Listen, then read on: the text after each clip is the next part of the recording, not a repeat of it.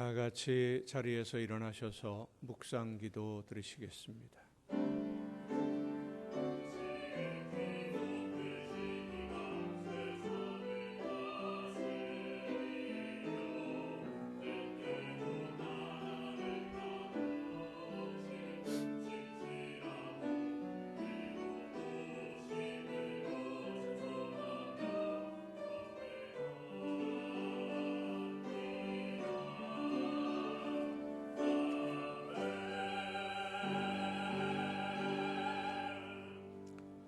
볼지어다 내가 문 밖에 서서 두드리노니 누구든지 내 음성을 듣고 문을 열면 내가 그에게로 들어가 그와 더불어 먹고 그는 나와 더불어 먹으리라.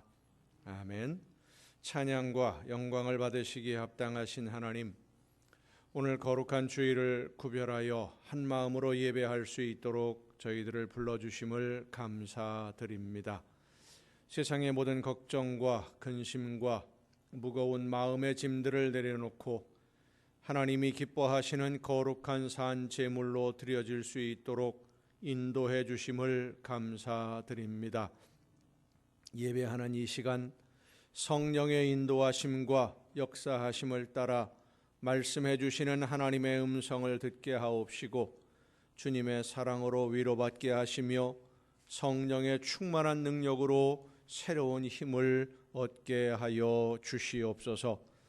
지치고 상한 심령들이 새 힘을 얻어 기쁨으로 찬양하며 감사가 넘치는 삶으로 나아가게 하여 주시옵소서. 예수 그리스도의 이름으로 기원하옵나이다. 아멘.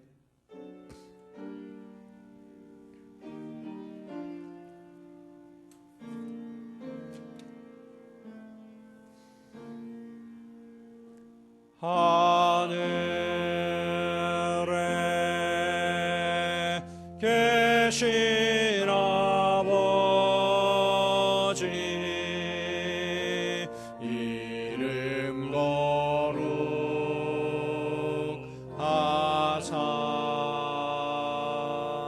주님 나라 임하시고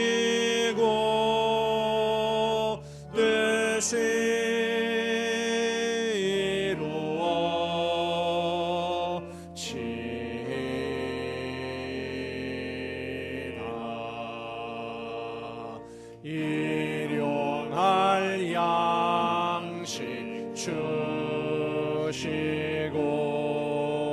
우리들의 큰 죄 다 용서하옵시고 또 시험에 들게 마시고 악에서 구원하소서.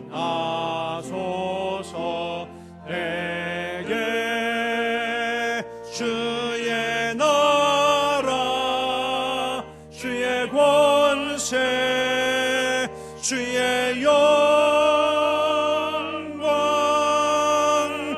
영원히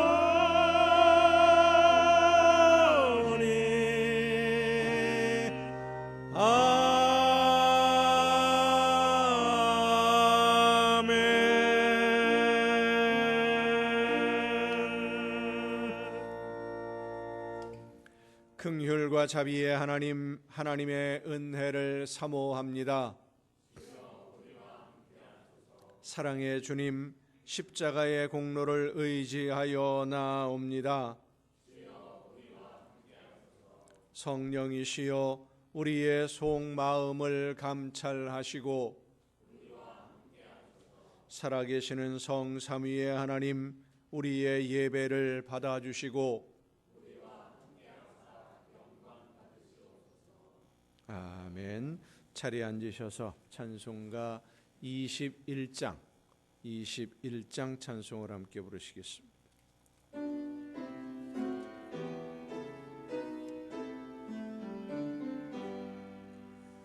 다 찬양하여라 전능왕 창조의 주께 내 호라 주 찬양 평강과 구원의 주님 성도들아 주 앞에 이제 나와 즐겁게 찬양하여라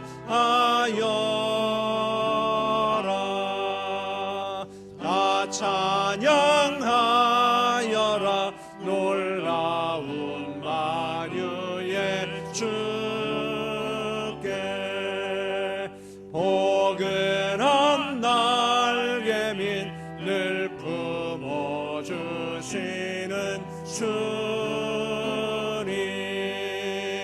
성도들아 주님의 뜻 안에서 내 소원 다 이루리라 다 찬양하여라 온 몸과 마음을 바쳐 이 세상 만물이 주 앞에 다 나와 찬양 성도들아 기쁘게 소리 높여 영원히 찬양하여라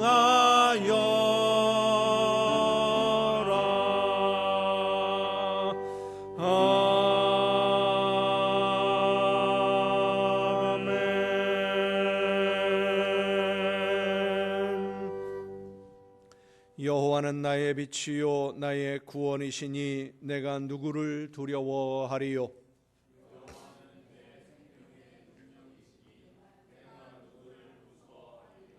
내가 여호와께 바라는 한 가지 일 그것을 구하리니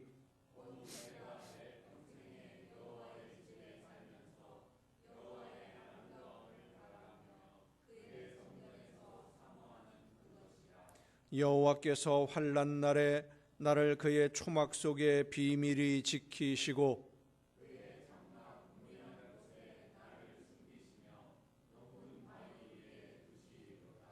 이제 내 머리가 나를 둘러싼 내 원수 위에 들리리니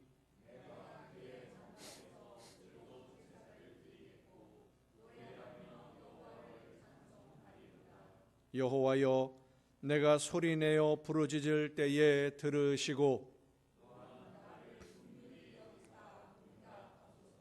주의 얼굴을 내게서 숨기지 마시고 주의 종을 노하여 버리지 마소서 주는 나의 도움이 되셨나이다.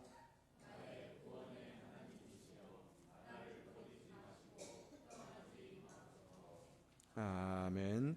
이제 지나온 시간들을 돌아보며 우리의 모든 잘못과 죄와 허물을 침묵 속에서 주님께 고백합니다.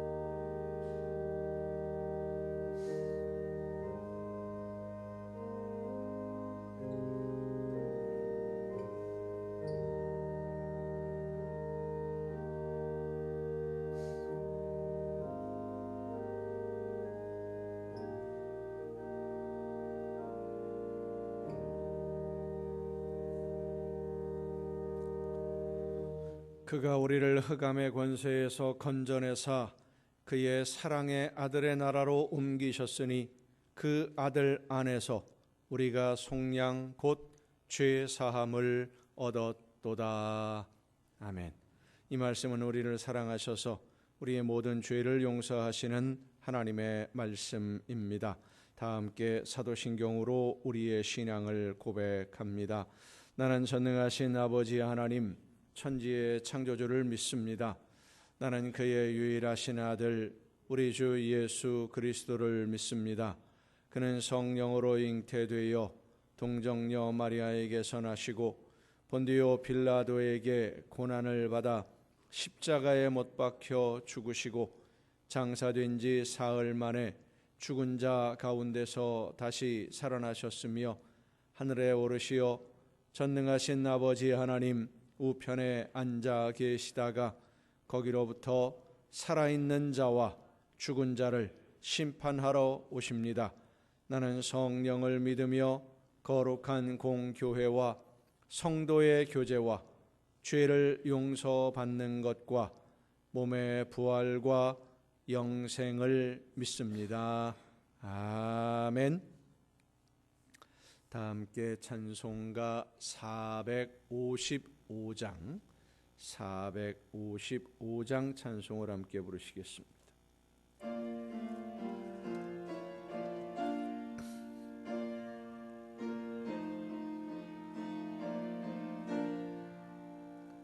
주님의 마음을 본받는 자, 그 맘에 평강이 찾아오면 험악한 세상을 이길 힘이 하늘로부터 임함이로다. 주님의 마음 본받아 살면서 그 거룩하심 나도 이루리.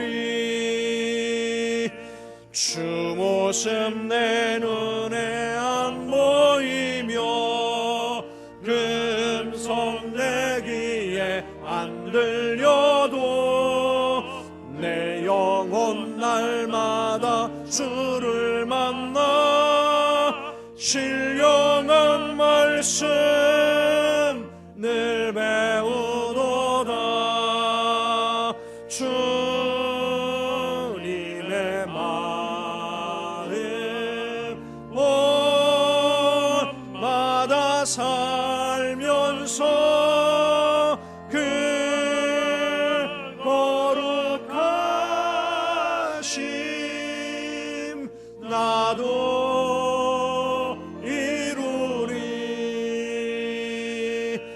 가는 길 거칠고 험하여도 내 맘에 불평이 없어짐은 십자가 고난을 이겨내신 주님의 마음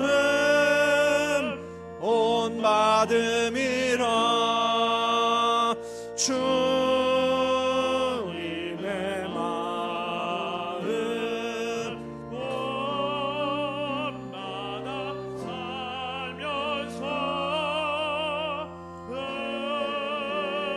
거룩하심 나도 이루리. 주 예수 세상에 다시 오실 그날엔 무성도 변화하여 주님의 빛나는 그 영상을 다 함께 보며 주 찬양하리. 주님의 마음 본받아 살면서 주옵소서. 그 거룩하심 나도 이루리.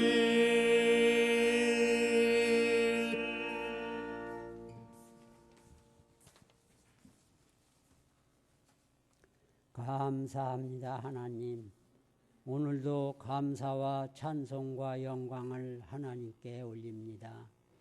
지나간 한 주간 동안도 주님 은혜 속에서 승리의 삶을 살아가게 하시고 오늘 거룩한 성일 맞이하여서 주님 전에 불러주시고 하나님께 경배드리게 하시니 감사합니다. 하나님, 주님이 세우신 이 제단을 기억하옵소서. 함께 하시고 긍휼을 베푸시옵소서. 연약한 가운데 있사오니 우리 하나님께서 도와주시옵소서. 단위에 세우신 우리 목사님을 또한 기억하옵소서. 함께 하시옵소서. 성령으로 인도하시고 권능의 손길로 붙드시어 주님이 주신 사명 잘 감당하게 하시고 부족한 저희 영혼들 주님께로 인도하는데 영육간에 강건하게 지켜주옵소서. 하나님, 이 나라와 이 민족을 기억하소서. 함께 하시고 긍휼을 베푸시옵소서. 너무나 혼란스럽고 곤고한 가운데 있사오니 우리 하나님께서 도와주시옵소서. 하루속히 정리하여 주시옵소서. 저희 나라에 세우신 주의 종들과 하나님을 신뢰하는 천만의 성도들, 나라와 민족을 위해서 하나님께 더욱더 간구하여 하나님의 구원의 손길이 이 땅 위에 내리게 간구하는 이 민족들이 되게 하옵소서. 오늘도 예배를 위하여 수고한 손길들 많이 있사오니 기억하시고 건강 주시어서 주님 전에 봉사하는데 피곤치 않게 하여 주시고 이 시간 단위에 세우신 목사님을 통하여 말씀 듣는 우리 성도들 은혜 받게 하시고 받은 은혜 나누며 생활하는 성도들 다 되게 하소서. 예수님의 이름으로 기도했습니다. 아멘.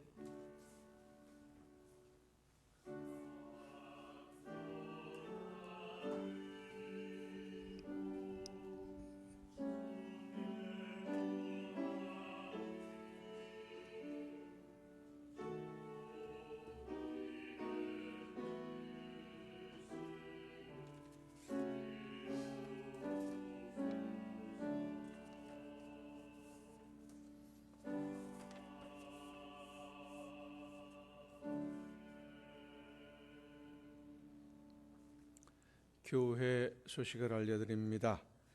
기부금 납입 증명이 필요한 성도님들은 재정부를 신청하시고요.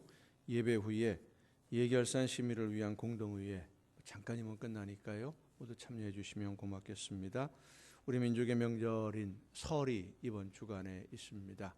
하나님의 은혜 가운데 기쁘고 즐겁고 행복한 그런 설이 될 수 있기를 바랍니다. 나머지 다른 소식들은 주보에 있는 교회 소식란을 참조하시기를 바랍니다. 찬양 주시겠습니다.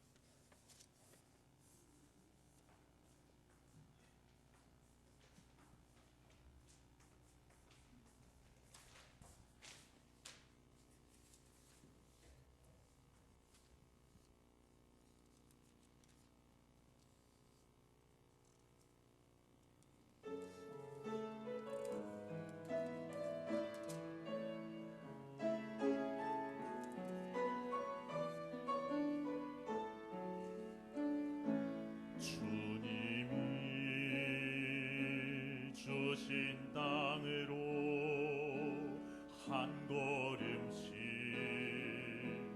나아갈 때에 수많은 적들과 견고한 성이 나를 두렵게 하지만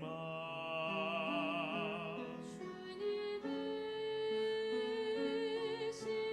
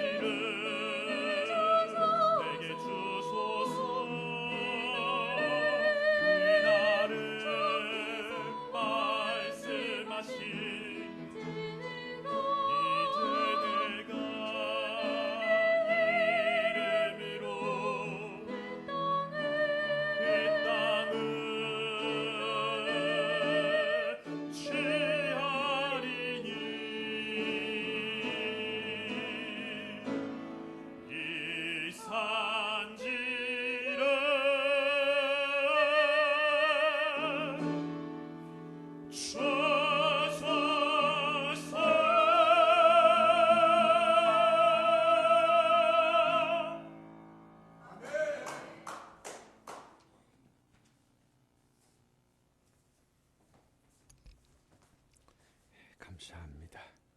이 시간 우리에게 주시는 하나님의 말씀을 함께 듣습니다. 오늘 우리에게 주시는 하나님의 말씀 신약성경 요한복음 12장 24절부터 26절까지에 있는 말씀입니다. 요한복음 12장 24절부터 26절까지에 있는 말씀 봉독할 때 우리에게 말씀하시는 하나님의 음성을 듣는 은혜가 우리 모두에게 충만하게 임하시기를 축원합니다. 내가 진실로 진실로 너희에게 이르노니 한 알의 밀이 땅에 떨어져 죽지 아니하면 한 알 그대로 있고 죽으면 많은 열매를 맺느니라. 자기의 생명을 사랑하는 자는 잃어버릴 것이요 이 세상에서 자기의 생명을 미워하는 자는 영생하도록 보존하리라. 사람이 나를 섬기려면 나를 따르라. 나 있는 곳에 나를 섬기는 자도 거기 있으리니 사람이 나를 섬기면 내 아버지께서 그를 귀히 여기시리라. 아멘. 말씀을 통해서 하나님의 음성을 듣고 깨닫는 귀한 은혜가 이 시간 우리 모두에게 충만하게 임하시기를 예수님의 이름으로 축원합니다. 기도하시겠습니다. 은혜와 사랑으로 저희들의 삶을 주관해 주시고 인도해 주시는 아버지 하나님, 하나님의 말씀을 듣고 그 말씀대로 실천하며 순종함으로써 하나님이 기뻐하시는 아름다운 열매를 맺고 이 땅 위에 아름다운 하나님의 나라를 세워가는 일꾼으로 쓰임받기를 간절히 사모하는 하나님의 자녀들이 오늘도 함께 모여 한 마음으로 예배하며 이 시간 들려주시는 귀한 음성 그 말씀 듣기를 원하오니 성령께서 우리 모두에게 역사하여 주시옵소서. 마음의 문을 열어주시며 귀를 열어주시고 말씀하시는 하나님의 음성을 듣고 그 말씀 안에서 열매 맺는 삶으로 나아가는 우리 모두가 되게 하여 주시옵소서. 연약한 종을 세우셨사오니 능력과 권능으로 붙들어 주셔서 사람의 모든 연약함과 부족함을 가리워 주시고 오직 하나님의 말씀만 전달하는 일꾼으로 하나님의 도구로만 쓰임받게 하여 주시옵소서. 모든 것을 주님께 의탁하옵고 예수님의 이름으로 기도하옵나이다. 아멘. 여호와 하나님은 여러분에게 복을 주시고 여러분을 지키시기를 원하며 여호와 하나님은 그 얼굴을 여러분에게 비추사 은혜 베푸시기를 원하며 여호와 하나님은 그 얼굴을 여러분에게로 향하여 드사 평강 주시기를 원하노라. 아멘. 하나님의 은혜와 평강이 또 그 놀라운 축복이 이제로부터 영원토록 여러분의 삶에 여러분의 가정과 계획하는 모든 일들과 또 자녀들 위에 풍성하게 충만하게 임하시기를 축원합니다. 우리 민족의 명절인 설이 다가왔습니다. 올해는 그리 큰 추위가 없이 이 겨울이 지나가는 것 같아서 그래도 다행이다라는 생각이 듭니다. 설이 지나고 나면 봄을 맞이할 준비를 하게 되는데 올해는 봄도 좀 빨리 올 것 같습니다. 봄이 되면 꽃들이 피기 시작하는데 혹시 여러분 어떤 꽃이 제일 먼저 피는지 아세요? 열심히 그 정보를 찾아보니까 민들레가 제일 먼저 피더라고요. 민들레 꽃 아시죠? 땅바닥에 있는 아주 작은 꽃들이 피우는데 우리 교회 마당에 주차되어 있는 차들 사이에 그 보도블록 사이에 그 조그마한 틈에도 민들레가 꽃을 피우는 모습들을 볼 수 있습니다. 어떤 때는 설이 지나기도 전에 꽃이 필 때도 있어요. 민들레가 보니까 날이 막 추웠다가 좀 풀리는 듯 싶으면 줄기가 올라오기 시작을 하고요. 줄기가 올라오면 얼마 안 가서 그 작은 줄기 끝에 노란 꽃이나 하얀 꽃을 피워냅니다. 그래서 어떤 때는 눈 속에 피어 있는 민들레를 볼 때도 있습니다. 추웠다가 풀렸다가 또 추워지면서 눈이 오면 민들레 꽃이 눈 속에 파묻혀 있는, 근데 눈 속에 파묻혀 있으면 이 꽃이 얼어 죽을 것 같은데 안 얼어 죽어요. 또 끝까지 버텨서 씨를 맺어냅니다. 우리나라 민들레는 꽃이 보통 이제 우리 그 민들레 꽃이 두 종류인데 노란색하고 하얀색. 어떤 게 우리나라 걸까요? 하나는 우리나라 토종이고 하나는 서양에서 유럽에서 들어온 겁니다. 하얀 게 우리나라 걸까요? 노란 게 우리나라 걸까요? 네, 하얀 꽃이 우리나라 토종 민들레입니다. 그리고 노란 거는 유럽에서 들어온 건데, 이 민들레가 간 기능 개선, 면역력 증진에 효과가 있고 뭐 혈당을 조절하는 성분도 있고 약효가 좋다 그래서 민들레를 찾는 분들이 많은데, 약효가 좋은 민들레는 노란 꽃을 피우는 민들레가 아니라 하얀 꽃을 피우는 민들레가 진짜 우리 몸에 좋은 그런 민들레라고 합니다. 이 민들레는 이제 추운 겨울이 지나가는 듯한 기미만 보이면 얼른 꽃을 피우는데, 그 씨에서 싹이 나서 꽃을 피우기도 하고 지난해 꽃 피웠던 뿌리가 겨울에 얼어 죽지를 않고 그대로 생명을 유지하고 있다가 봄이 되면 꽃을 피우기도 합니다. 이 민들레는 이제 꽃이 피었다가 지면 꽃이 또 펴요. 꽃이 두 번 핍니다. 두 번째 피는 꽃은 하얀 꽃이 펴요. 솜털처럼 되어 있는. 근데 그건 사실은 꽃이 아니라 이제 씨가 맺혀 있는 솜털이 피어나는 거죠. 그래서 민들레를 보면 우리나라 같아요. 설이 두 번 있지 않습니까? 우리는 꽃을 두 번 피우는 이 민들레, 씨가 하얀 솜털같이 생긴 것에 끝에 매달려서 바람을 타고 날아가다가 이제 어딘가 떨어지면 그곳에 또 뿌리를 내리기를 시작을 합니다. 민들레 씨뿐만 아니라 모든 씨가 다 그렇습니다마는, 씨가 땅에 떨어져서 꽃을 피우거나 열매를 맺으려면 제일 먼저 싹이 나와야 됩니다. 싹이 나와서 자라고 줄기가 되고 꽃이 피고 열매를 맺게 되는 것인데, 이 씨앗에서 싹이 나는 과정을 보면 씨가 죽는다라기보다는 새로운 변화가 시작되는 것이다 라고 보는 것이 더 타당할 것 같습니다. 변화가 시작된다. 씨가 땅에 떨어지고 나서 적당한 습도, 온도 이런 조건들이 맞추어지면 뿌리가 나오고 싹이 나오기를 시작해요. 생태학적인 과학적인 복잡한 설명은 저도 이해하기가 어렵습니다만은 한 알의 씨에서 변화가 시작된다라고 하는 것은 분명합니다.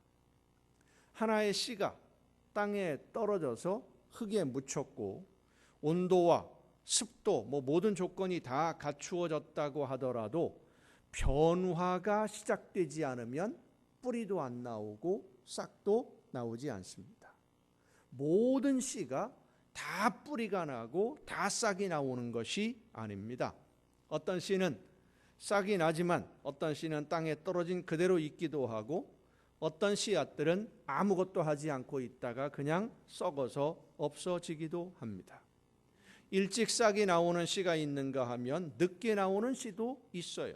하지만 일단 싹이 나면 열매를 맺을 수 있는 가능성이 시작되는 겁니다.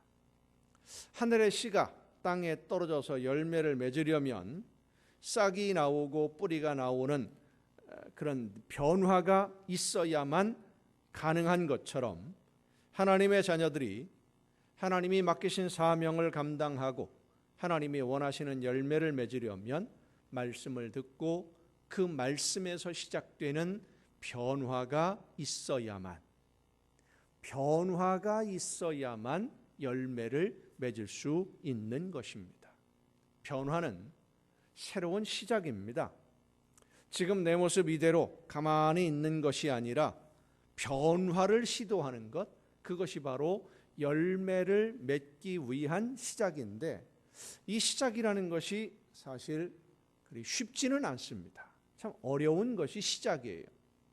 민들레를 예를 들어서 좀 더 말씀을 해보면, 민들레 씨가 솜털 같은 것에 붙어서 날아가다가 어딘가 떨어지는데 그 떨어진 장소가 흙이 있고 습도도 적당하고 온도가 적당한 곳이면 참 좋겠습니다마는 항상 그런 데 떨어지는 것만은 아니죠.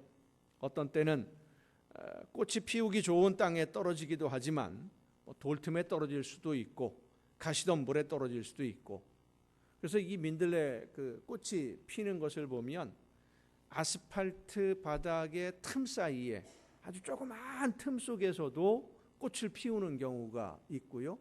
심지어는 몇 년 전에 그런 모습을 봤는데 나무 기둥에 붙어서, 나무가 분명히 있는데 좀 약간 움푹 파인 데가 있잖아요. 거기에서도 민들레가 꽃을 피우는 경우도 있어요. 아주 조그마한 흙만 있으면, 습도만 있으면 거기에서 꽃을 피워요. 이런 열악한 환경에서 뿌리를 내리고 싹을 틔우고 자라서 꽃을 피운다, 참 어려운 일입니다. 민들레 씨가 생각할 수 있는 능력이 있다면 여러 가지 생각을 해볼 수 있을 것 같습니다. 여기가 꽃을 피울 수 있는 적당한 장소일까? 뿌리를 내리고 충분히 영양을 흡수하고 물을 흡수해서 꽃을 피우고 씨가 익을 때까지 견디어낼 만한 그만한 그 영양을 공급받을 수 있는 그런 장소일까? 아직은 때가 안 된 것 같은데 좀 더 기다려야 될까? 지금 싹을 내야 될까? 여러 가지 생각들을 해보지 않겠습니까? 아스팔트에 떨어진 씨앗이라고 한다면 더 고민이 많겠지요. 이거 싹을 내야 되나? 아니면 다른 어떤 그 외적인 조건에 의해서 다른 장소로 옮겨질 때까지 기다려야 될까? 복잡할 거예요. 지금 이대로 가만히 있는 것이 훨씬 더 편할 것 같다라는 생각이 들기도 하고, 지금 이대로 있어도 큰 문제는 없는 것 같은데 굳이 새로운 시작을 해볼 필요가 있을까? 아스팔트 한쪽에, 고속도로 한쪽에 민들레꽃이 피었다가 누가 봐주는 사람이 있는 것도 아닐 텐데, 어쩌면 지나가는 차량의 바퀴에 의해서 짓밟혀 버릴 수도 있는데 여러 가지 생각들을 다 해볼 수 있어요. 지금 이대로 있어도 그렇게 큰 문제가 아닌데 굳이 위험한 모험을 감수할 필요가 있을까? 우리 사람으로 말한다면 내가 이제 인생을 정리해야 될 시기에 뭘 시작해야 된다는 것이 가능한 일일까? 이런 생각도 해볼 수도 있고, 내 능력과 내가 할 수 있는 조건들, 여건들, 이런 여러 가지 조건들이 아직 안 된 것 같은데, 힘든 것 같은데, 그런데도 불구하고 이렇게 새로운 시작을 해봐야 될까? 여러 가지 고민들이 있을 수 있겠지요. 그런데 그렇지 않습니다. 신앙은 늘 새로운 시작에서 시작이 됩니다. 따라합시다. 믿음은 시작하는 거다. 언제예요? 늘입니다. 늘, 언제나, 항상 늘 새로운 시작을 하는 것, 그것이 바로 믿음이에요.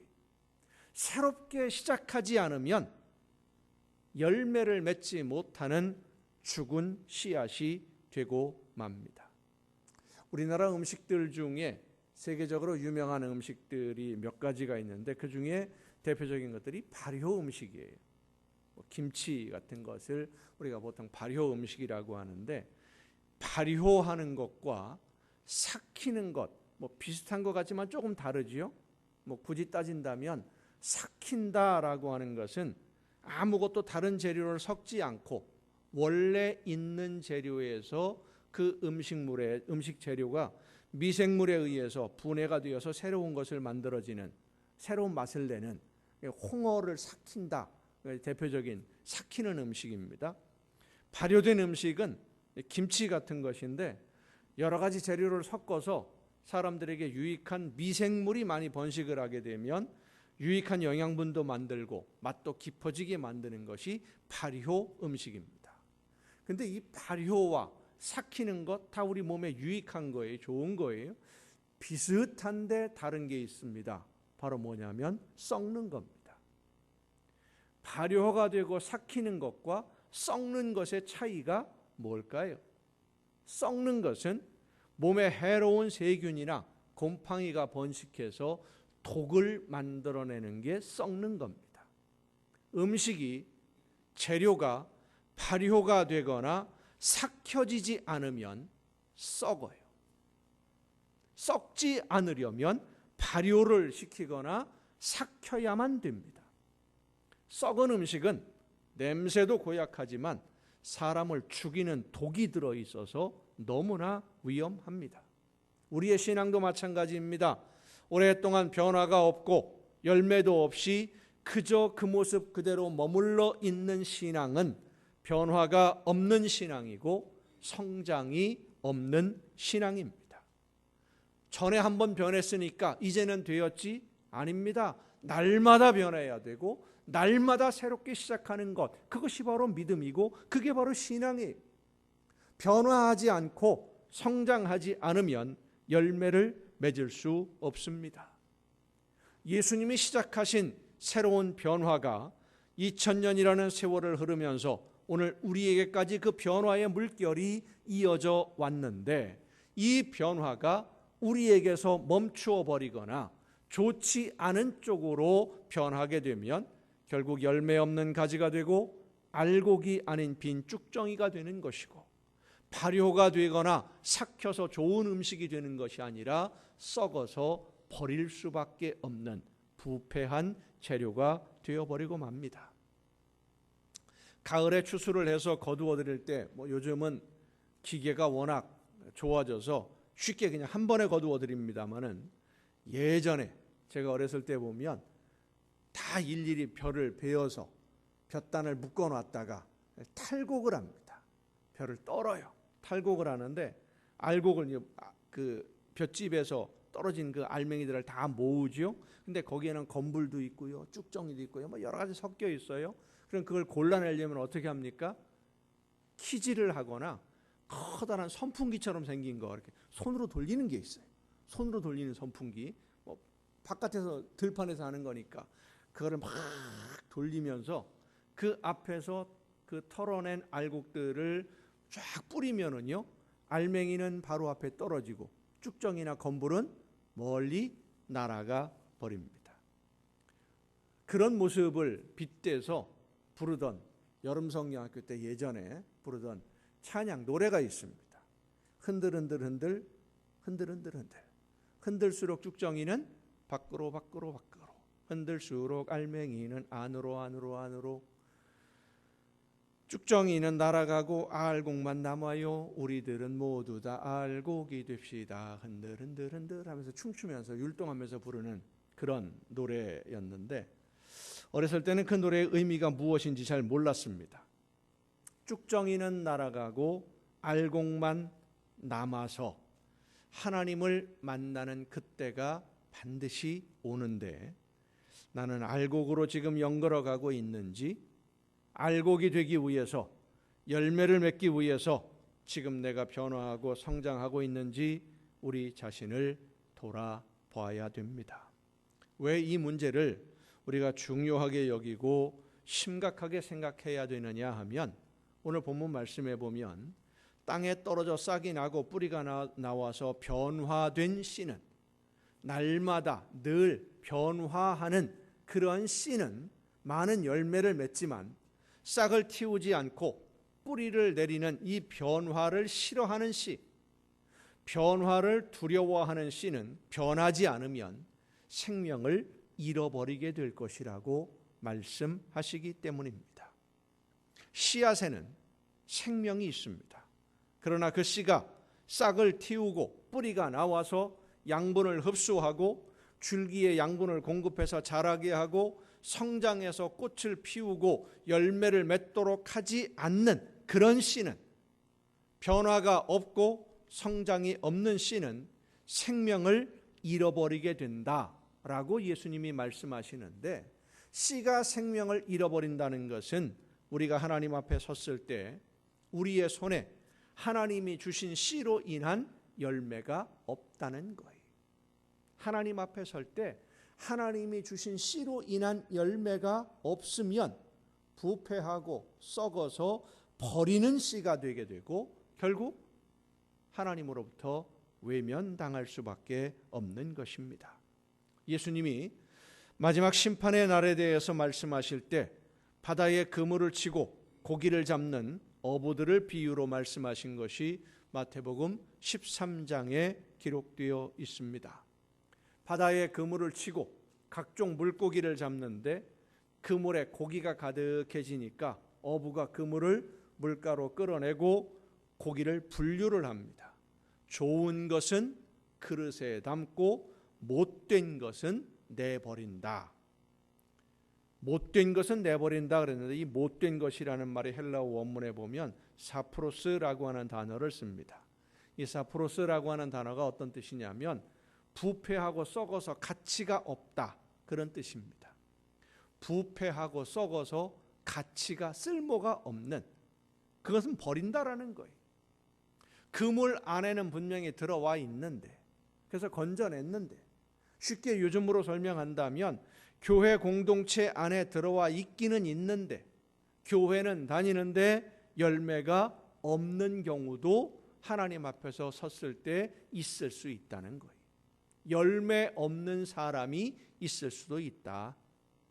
싹이 나고 뿌리가 나오고 변화가 일어나고 성장하고 그래서 부딪히기도 하고 상처도 받고 어려움도 당할 수 있지만 그래도 계속 성장하고 계속 변화해서 성령이 인도하시는 대로 순종함으로 열매를 맺는 성도가 되어야 하나님이 귀하게 여겨주시는 하나님의 나라 일꾼이 되는 줄로 믿으시길 바랍니다.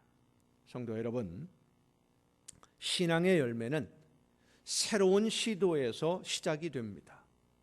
하나님이 기쁘게 받으시는 성령의 열매는 성령의 인도하심을 따라서 새로운 일을 시작함으로 맺혀지게 됩니다. 지금까지 있는 그대로 있으면 편하기는 하겠지만 열매를 맺지는 못합니다. 새해는 새롭게 시작해 볼 수 있는 좋은 기회입니다. 그동안 해야 한다는 것을 알면서도 어려울 것 같아서 시작해 보지 못했던 것들, 하나님이 나에게 맡기신 사명이라는 것을 알면서도 해보다가 잘 안 된 경험이 있어서 또 실패하면 어떻게 하나 하는 이런 두려움 때문에 시작할 엄두를 내지 못했던 일들도 다시 한번 시작해보고, 용기를 내서 시도했었는데 생각대로 잘 안 되어서 포기하고 있었던 일도 다시 한번 잘 준비해서 또 도전해 볼 수 있는 그 기회가 새해입니다. 좀 전에도 말씀드렸듯이 우리는 새해를 2번 맞이합니다. 해가 바뀔 때 2025년이 시작될 때 해가 한 번 바뀌었고요. 이번 주 중에 이제 설이 되면 또 한 번의 새해를 맞이해요. 그래서 연말이 되면 새해 복 많이 받으세요라고 인사를 하고, 설날이 되면 또 어떻게 합니까? 또 새해 복 많이 받으세요 또 인사를 합니다. 새해를 2번 만나요. 새해가 2번이라는 것이 좀 이상하기는 합니다만은 2번의 기회를 만난다라고 생각한다면 참 좋은 것 같습니다. 사실 1월 1일이 되면서 우리가 여러 가지 결심들을 하지 않습니까?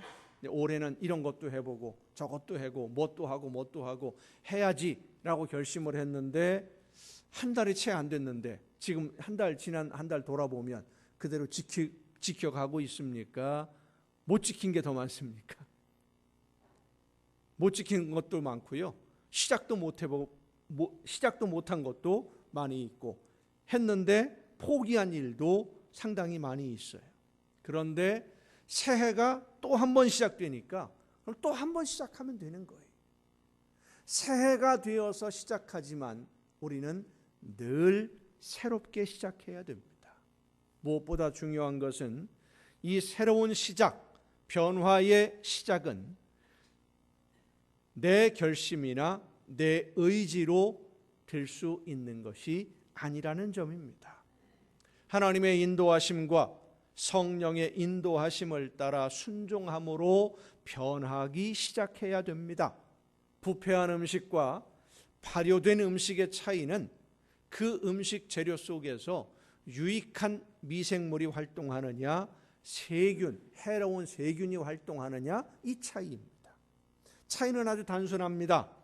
유익한 미생물로 인해서 변화가 시작되고 발효가 되면 해로운 세균이 발붙일 곳이 없어져요.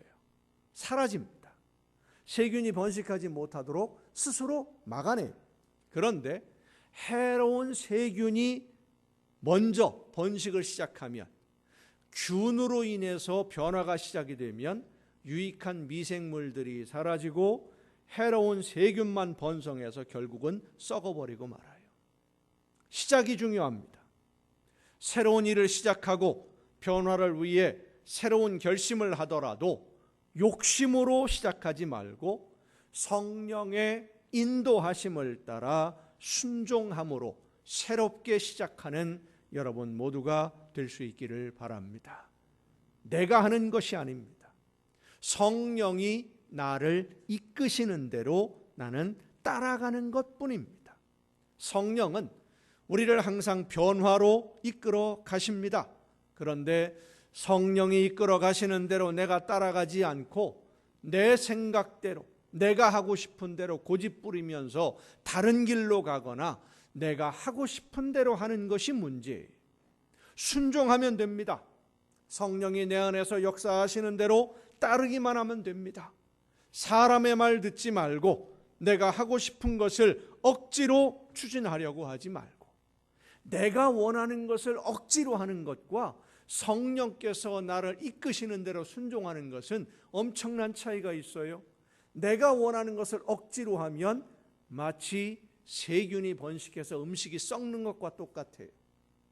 성령이 인도하시는 대로 순종하면 유익한 미생물이 활동을 시작해서 발효되고 삭혀져서 맛있는 음식이 되는 것과 똑같습니다. 내가 원하는 것을 이루기 위해서, 내가 계획한 것을 이루기 위해서 노력할 것이 아니라 성령이 나를 이끄시는 대로 순종하는 여러분 모두가 될 수 있기를 바랍니다. 순종을 말하면 하나님이 나에게 원하시는 뜻이 무엇인지 모르겠다 하시는 분들이 가끔 있어요. 잘 모르겠으면 성경에서 예수님이 말씀하신 가장 중요한 것을 시작하면 됩니다. 너희가 내 계명을 지키면 내 제자가 될 것이다. 예수님이 요한복음에서 말씀하십니다. 그러면서 하시는 말씀이 내 계명은 내가 너희를 사랑한 것 같이 너희도 서로 사랑하는 이것이다 라고 말씀하십니다. 예수님이 우리를 사랑하신 것처럼 우리가 서로를 사랑한다는 것은 예수님이 우리를 구원하시기 위해서 영원한 죽음으로 가고 있는 우리의 걸음을 영원한 하나님의 나라로 옮겨주시기 위해서 우리를 찾아오신 것처럼 우리도 우리의 이웃을 찾아가는 겁니다. 그리고 하나님의 나라에 대해서 예수님이 가르쳐 주신 것처럼 그들에게 복음을 전해야 됩니다. 그리고 예수님이 진심으로 사랑하신 것처럼 우리의 이웃들을 진심으로 사랑하며 섬기는 것입니다.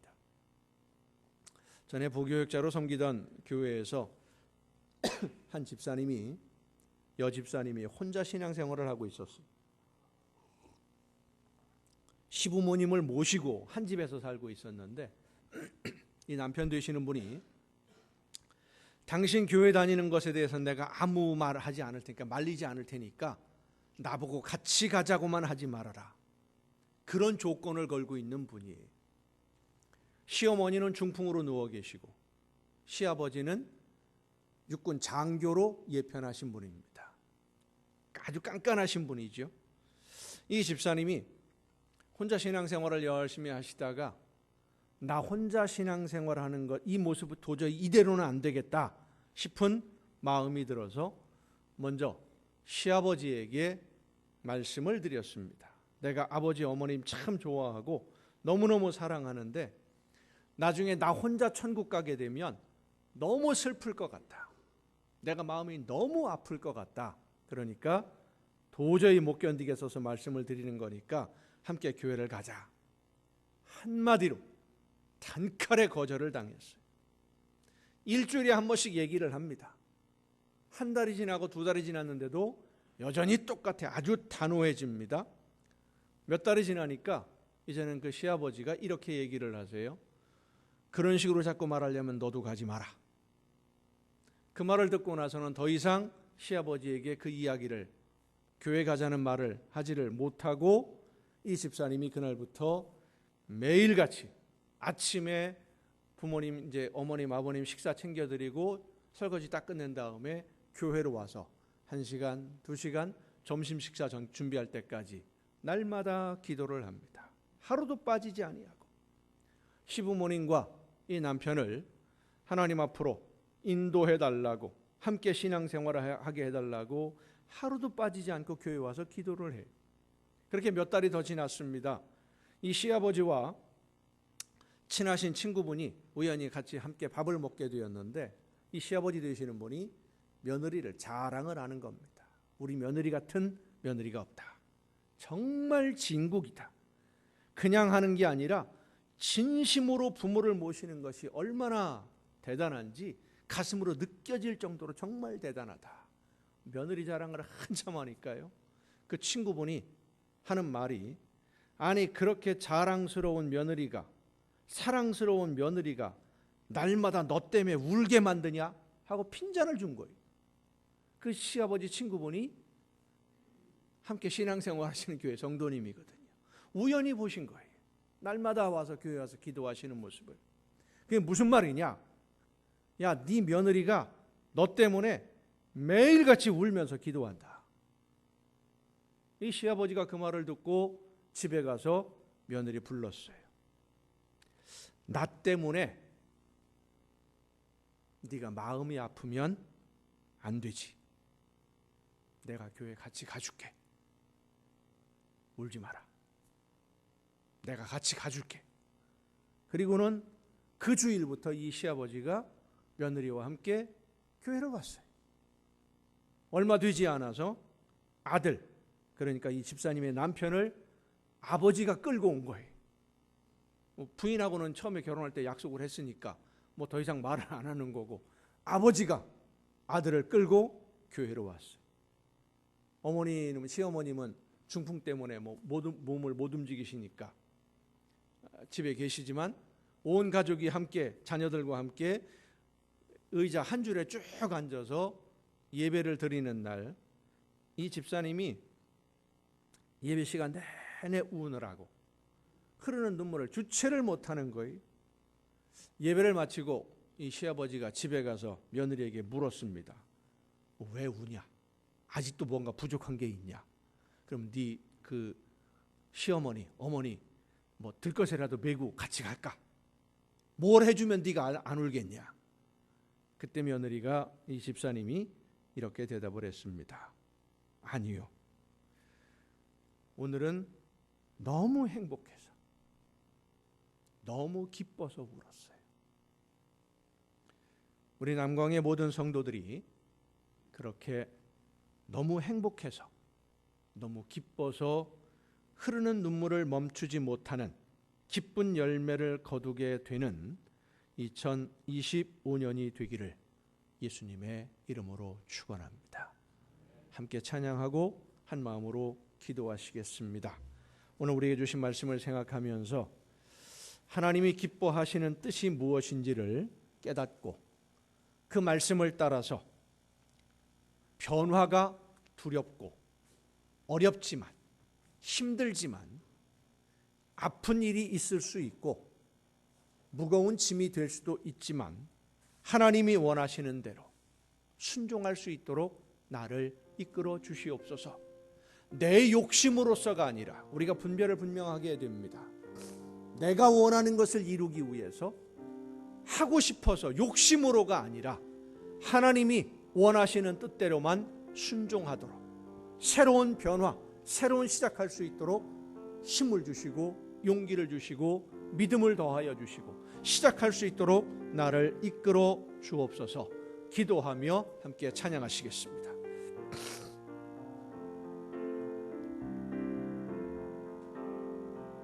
방황하는 나에게 주님 오셔서 못 박힌 손 내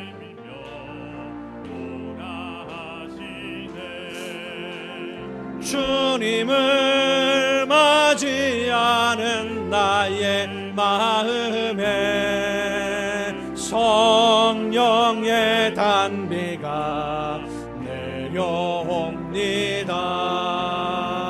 너의 마음이 주님께 열리었느냐?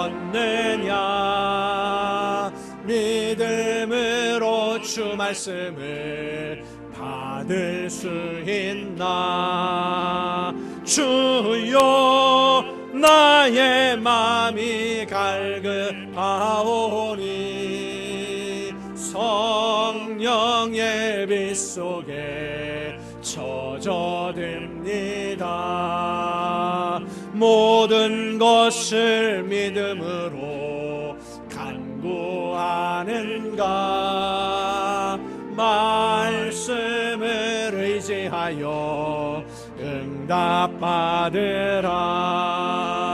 주님께 모든 영광 전부 드리고 겸손의 자리에 낮아 있으라. 참 피 흘리신 예수의 사랑 안에서 주님의 십자가 따라 생명을 바치겠느냐? 복음의 물길 오른다 다 같이 일어나거라.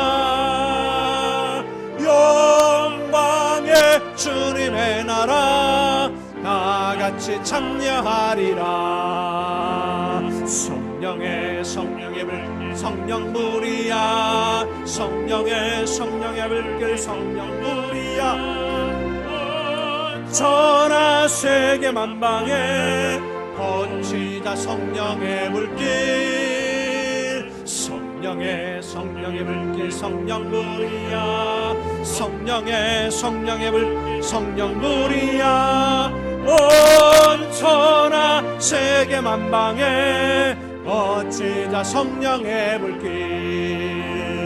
참 들려오는 구원의 큰 종소리에 복음을 전파하려면 희생을 각오하느냐? 구원은 성도들의 것 진리로 거두리로다. 우리는 천국에 가서 영생의 꽃이 되리라. 성령의 불길 성령불이야. 성령의 불길 성령불이야. 전하 세계 만방에 어찌자 성령의 불길. 성령의 불길 성령불이야. 성령의 불길 성령불이야. 온 천하 세계 만방에 버치자 성령의 불길. 이 시간 다 같이 한 마음으로 기도하시겠습니다. 하나님이 원하시는 뜻대로 믿음으로 결단하고 변화를 위해서, 하나님이 기뻐하시는 열매를 맺기 위해서 내 삶의 변화가 시작되게 하옵시고 내 마음의 변화가 시작되게 하옵시고 하나님이 기뻐하시는 뜻대로 순종으로 나아가도록 결단할 수 있는 믿음을 허락하여 주옵소서. 다 같이 한 마음으로 기도하시겠습니다. 주여, 능력과 권능으로 연약한 저희들을 붙드시며 인도해 주시고 붙들어 주시는 아버지 하나님, 하나님이 원하시는 뜻 안에서 주신 말씀을 붙들고 믿음으로 결단하며 새롭게 한 걸음 나아가는 우리 모두가 되게 하여 주시옵소서. 주저앉아 있지 않게 하옵시고 조건 따지지 않게 하옵시고 상황 바라보지 않게 하옵시고 여건 바라보지 않게 하옵시고 오직 하나님이 원하시는 뜻대로만, 주님이 원하시는 것이 무엇인지만 생각하며 그 말씀대로 실천하며 순종하며 결단하고 한 걸음 앞으로 나설 수 있는 우리 모두가 되게 하여 주시옵소서. 열매 없는 그러한 나무가 되지 않게 하옵시고, 열매 맺지 못하는 죽은 씨앗이 되지 않게 하옵시고, 썩어 없어지는 씨앗이 아니라 아름다운 열매를 맺고 하나님께 영광을 돌리며 하나님이 기뻐하시는 삶으로 날마다 거듭나며 나아가는 우리 모두가 되게 하여 주시옵소서. 성령의 능력과 권능으로 붙들어 주옵시고, 주님이 원하시는 대로만 즉시 결단하고 날마다 새로운 삶으로 나아가는 삶이 되게 하여 주시옵소서.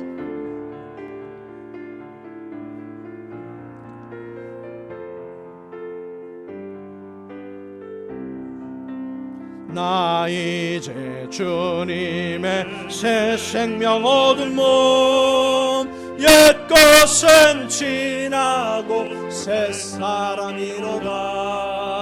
그 생명 내 맘에 강같이 흐르고, 그 사랑 내게서 해같이 빛난다. 영생을 누리며 주 안에 살리라. 오늘도 내일도 주 함께 살리라멘. 주 안에 남주인 새 생명 얻으니, 이전에 좋던 것 이제는 값없다.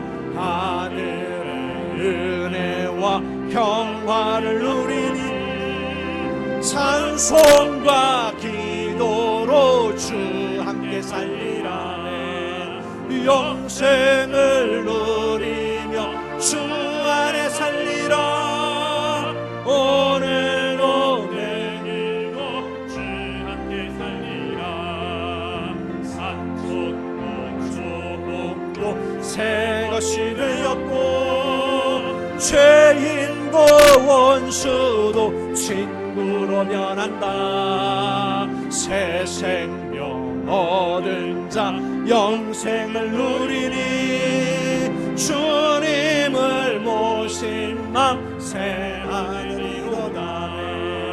영생을 누리며 주 안에 살리라. 오늘도 내일도 주 함께 살리라. 주 따라가는 길 험하고 멀어도 찬송을 부르며 뒤따라가리라. 나 주를 모시고 영원히 살리라. 날마다 섬기며 주 함께 살리라. 영생을 누리며 주 안에 살리라. 오늘도 내일도 주 함께 살리라.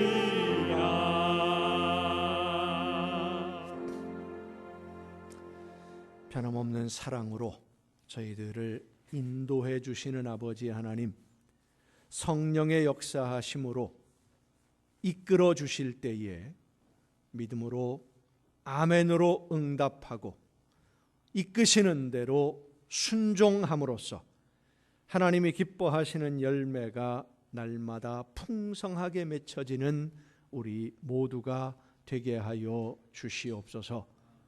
열매로 인하여 하나님께 칭찬을 듣고, 그 열매로 인하여 하나님이 주시는 복을 더 많이 받아 누리며, 그 열매로 인하여 이 세상 그 어떤 것과도 비교할 수 없는 하나님이 주시는 행복과 기쁨으로 충만한 삶을 누리는 우리 모두가 되게 하여 주시옵소서.